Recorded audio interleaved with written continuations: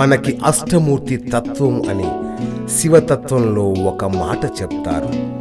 అంతటా ఉన్న పరమేశ్వర చైతన్యమును గుర్తించలేనప్పుడు సాకారోపాసన శివుని దేనియందు చూడవచ్చు అన్న దానిని గురించి శంకర భగవత్పాదులు చెప్పారు. కంచిలో పృథివీలింగం, జంబుకేశ్వరంలో జలలింగం, అరుణాచలంలో అగ్నిలింగం, చిదంబరంలో ఆకాశలింగం, శ్రీకాళహస్తిలో వాయులింగం, కోనార్క్లో సూర్యలింగం, సీతగుండంలో చంద్రలింగం, కాఠ్మండులో యాజమానలింగం. ఈ 8 అష్టమూర్తులు, ఈ 8 కూడా ఈశ్వరుడే కాబట్టి అవి మీ కంటితో చూసి ఉపాసన చేయడానికి యోగ్యమైన పరమ శివ స్వరూపములు. అరుణాచలంలో ఉన్నది అగ్నిలింగం. అగ్నిలింగం దగ్గర అగ్ని ఉండాలి. కానీ అరుణాచలంలోని శివలింగం దగ్గరికి వెళ్ళి దర్శనం చేసుకుంటే అక్కడ మనకి అగ్ని కనిపించదు. అటువంటప్పుడు దానిని అగ్నిలింగం అని ఎందుకు పిలుస్తారు అనే సందేహం కలగవచ్చు. అక్కడ రాశీభూతమైన జ్ఞానాగ్ని ఉంది. అందుకే స్కాంద పురాణం అంది, జీవకోటి యాత్రలో ఒక చోట అడ్డంగా ఒక గీత పెట్టబడుతుంది. ఆ గీతకు ముందున్నది అరుణాచల ప్రవేశమునకు ముందు గడిపిన జీవనయాత్ర. అసలు జీవి అరుణాచలంలోకి ప్రవేశించినది లేనిది చూస్తారు. అరుణాచలంలోనికి ఒకసారి ప్రవేశిస్తే ఆ జీవి జీవితం ఇంకొకలా ఉంటుంది. కానీ అందరూ అరుణాచలంలోకి ప్రవేశించలేరు. అరుణాచల ప్రవేశానికి ఈశ్వరానుగ్రహం కావాలి. అరుణాచలం అంతటి పరమ పావనమైనటువంటి క్షేత్రం. అంతరాలయంలో ఉన్న శివలింగానికి కొంచెం దగ్గరగా కూర్చుంటే మీకు ఉక్క పోసి చెమటలు పట్టి ఏదో కొంత వెలితితో సతమతం అయిపోతున్నట్లుగా అనిపిస్తుంది.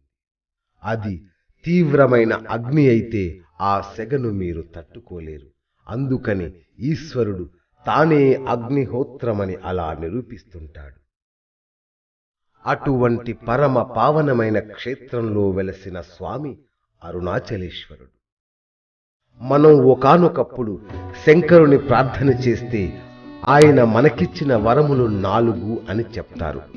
దర్శనాత్ అభ్రసదసి, జననాత్ కమలాలే, స్మరణాత్ అరుణాచలే, కాశ్యాంతు మరణం ముక్తి.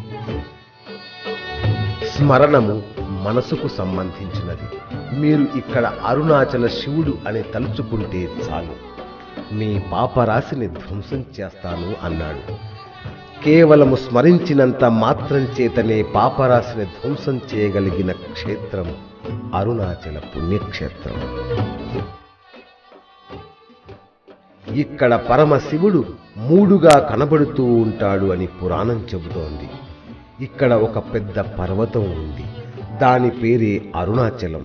అచలము అంటే కొండ. దానికి ప్రదక్షిణ చెయ్యాలంటే 14 కిలోమీటర్లు నడవాల్సి ఉంటుంది. ఆ కొండ అంతా శివుడే. అక్కడ కొండే శివుడు. కొండ కింద భాగాన్ని అరుణాచల పాదములు అని పిలుస్తారు. అక్కడకు వెళ్ళిన భక్తులు ఆ కొండకి ప్రదక్షిణ చేస్తారు. అలా చేస్తే ఎన్ని కోట్ల జన్మల పాపములు అక్కడ దగ్ధమవుతాయి. గిరి ప్రదక్షిణం అనేది మనం ప్రయత్నపూర్వకంగా చేయాలి. ప్రదక్షిణం ప్రారంభం చేయగానే వినాయకుడి గుడి ఉంటుంది. అక్కడ నమస్కారం చేసి అరుణాచలానికి ప్రదక్షిణానికి బయలుదేరుతారు. అలా బయలుదేరినప్పుడు మొట్టమొదట దక్షిణ దిక్కున కనబడే లింగం యమలింగం. దక్షిణ దిక్కున ఉన్న యమధర్మరాజు అనుగ్రహం చేత మీకు ఆయువు వృద్ధి అవుతుంది. ప్రదక్షిణ చేసే సమయంలో చుట్టూ ఉన్న అన్ని ఆలయాలను దర్శనం చేస్తూ చేయాలి. ఈ యమలింగమునకు ఒక ప్రత్యేకత ఉంది. ఎముకలు విరిగిపోయిన వాళ్ళు, ఎముకలు అరిగి బాధపడుతున్న వాళ్ళు అరుణాచలంలో యమలింగ దర్శనం చేస్తే ఆ ఎముకలు చాలా తొందరగా అంటుకుంటాయి. చాలామందికి అలా జరిగాయి. ఇక్కడ గల యమలింగమునకు అటువంటి శక్తి ఉంది. ప్రదక్షిణం చేస్తున్నప్పుడు నైరుతి దిక్కుకు వెళ్ళినప్పటికీ అక్కడ నైరుతి లింగం అని ఒక లింగం ఉంటుంది. మనసు చాలా తొందరగా నిలకడ కలిగిన పరమ శక్తిమంతమైన ప్రదేశం నైరుతి లింగం అని చెబుతారు. నైరుతి లింగం దగ్గర కూర్చుని కాసేపు ధ్యానం చేసుకోవడము, ఒక శ్లోకము, ఒక పద్యము, ఒక శివ సందర్భము చెప్పుకోవాలి. ఆ నైరుతి లింగం దగ్గరే కావ్యకంఠ గణపతి ముని తపస్సు చేశారు. అరుణాచలేశ్వరుడు కావ్యకంఠ గణపతి ముని తపస్సుకు తొందరగా పలికిన ప్రదేశం నైరుతి లింగస్థానం. కాబట్టి నైరుతి లింగం దగ్గరకు వెళ్ళినప్పుడు అరుణాచలేశ్వర, నీ అనుగ్రహాన్ని మా యందు ప్రసరించు అని చక్కగా నమస్కారం చేసుకోవాలి. అరుణాచల గిరి ప్రదక్షిణం చేస్తున్నప్పుడు ఉత్తర దిక్కుకు వెళ్ళేటప్పటికి అక్కడ ఉన్న లింగమును కుబేరలింగం అని పిలుస్తారు. అక్కడకు వెళ్ళి ప్రార్థన చేసినట్లయితే ఐశ్వర్య సంపత్తి కలుగుతుంది. మనం పశ్చిమ దిక్కుకు వెళ్ళినప్పుడు అన్నామలై అనే క్షేత్రం ఒకటి ఉంటుంది. అక్కడ ఒక శివాలయం ఉంది. అక్కడ చక్కటి నంది విగ్రహం ఉంది. అరుణాచలేశ్వరునికి చేసిన ప్రదక్షిణం ఇహమునందే కాక పరమునందు సుఖమును మోక్షమును కూడా ఇవ్వగలదు. అరుణాచలంలో 3 యోజనముల దూరం వరకు ఏ విధమైన దీక్షకు సంబంధించిన నియమాలు లేవు. అరుణాచల క్షేత్రంలో తూర్పు గోపురంలోంచి ప్రవేశిస్తాం. ఆ గోపురమును శ్రీకృష్ణ దేవరాయలు నిర్మాణం చేశారు.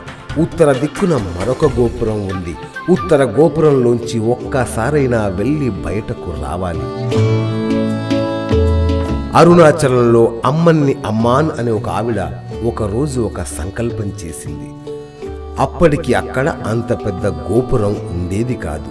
ఈశ్వర, నేను ఐశ్వర్యవంతురాలను కాను. నేను ప్రతి ఇంటికి వెళ్ళి చందా అడిగి వచ్చిన డబ్బుతో గోపురం కడతాను అని చందా ఇవ్వమని అడిగేది. ఎవరి ఇంటి ముందుకు వెళ్ళినా వాళ్ళ ఇంట్లో ఉన్న డబ్బు ఖచ్చితంగా ఎంత ఉన్నదో ఆనా పైసలతో సహా లెక్క చెప్పేది. అందుకని ఆవిడ వచ్చేసరికి పట్టుకెళ్ళి చందా ఇచ్చేసేవారు. అలా సంపాదించిన సొమ్ముతో ఆవిడ పెద్ద గోపురం కట్టింది. తప్పకుండా ఉత్తర గోపురంలోంచి ఒకసారి బయటకు వెళ్ళి లోపలికి వస్తూ ఉంటారు. అరుణాచలం దేవాలయంలోకి ప్రవేశించగానే సుబ్రహ్మణ్యేశ్వర స్వామివారి దేవాలయం కనబడుతుంది. రమణ మహర్షి కూడా సుబ్రహ్మణ్యేశ్వర స్వామి అవతారమేనని పెద్దల భావన. ఆ తరువాత కుడివైపుకు వెళితే అక్కడ పాతాళలింగం ఉంటుంది. అక్కడ మెట్లు దిగి లోపలికి వెళ్ళాలి. అక్కడ ఒక యోగి సమాధి ఉంది. ఆ సమాధి మీదనే పాతాళలింగం ఉంటుంది. తరువాత క్షేత్రమునకు సంబంధించిన వృక్షం ఇప్ప చెట్టు ఆలయమునకు కొంచెం దక్షిణంగా వెళితే కనబడుతుంది. ఆ చెట్టు కింద కూర్చొని ఆ యోగి కొన్నాళ్ళు తపస్సు చేశారు. అటువంటి పరమ పావనమైన క్షేత్రం ఇది. దాటగానే ఒక పెద్ద నంది కనబడుతుంది.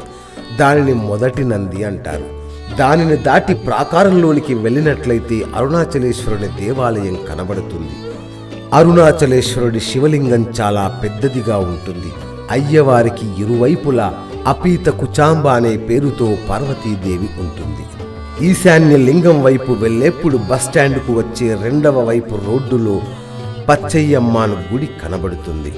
ఒకనాడు కైలాస పర్వతం మీద కూర్చున్న పరమశివుని కన్నులు వెనక నుంచి వచ్చిన అమ్మవారు పరిహాసమునకు మూసిన కారణంగా లోకమంతా చీకటి అలుముకుంటే తద్దోష పరిహారార్థమని అమ్మవారు తపస్సు చేసి పచ్చయ్యమ్మాన్ అనే పేరుతో అరుణగిరి యందు వెలసింది. సుబ్రహ్మణ్యుడికి పాలివ్వడం కూడా మాని నా కోసం వచ్చిన దానివి కాబట్టి నిన్ను అపీత కుచాంబ అని పిలుస్తున్నాను అని ఆ పేరుతో అమ్మవారిని తన శరీర అర్ధభాగమందు స్వీకరించారు. అరుణాచలంలో మామిడి గుహ అని ఒక గుహ ఉంది.